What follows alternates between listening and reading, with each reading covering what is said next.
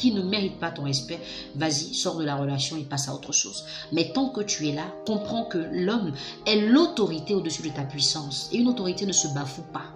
Par ta façon de parler à un homme, ta façon de le dénigrer, ta façon de lui répondre, les mots que tu utilises, les postures que tu prends quand il te parle, comment tu le regardes, comment tu le traites devant tes amis, devant ta famille, ça peut l'emmener à être encore plus amoureux ou ça peut l'emmener à ne plus être amoureux et donc à te tromper.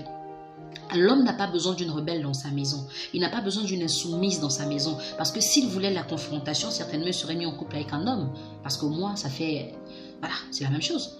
L'homme voudrait l'inverse de ce qu'il est. Et si tu ne peux pas être complémentaire à ton homme, c'est compliqué. D'accord? Il faut que tu saches, chérie, que tu peux dire à un homme, tu es un con dans le lit, il va te faire un câlin. Mais si tu lui dis la même chose devant ses potes, il va te casser la figure. Et il a raison. Il faut savoir parler à l'homme. La langue de la femme, elle peut la détruire comme la valoriser. Et si tu ne sais pas utiliser ta langue, chérie, tu vas perdre ton mari. Tu vas le perdre très rapidement.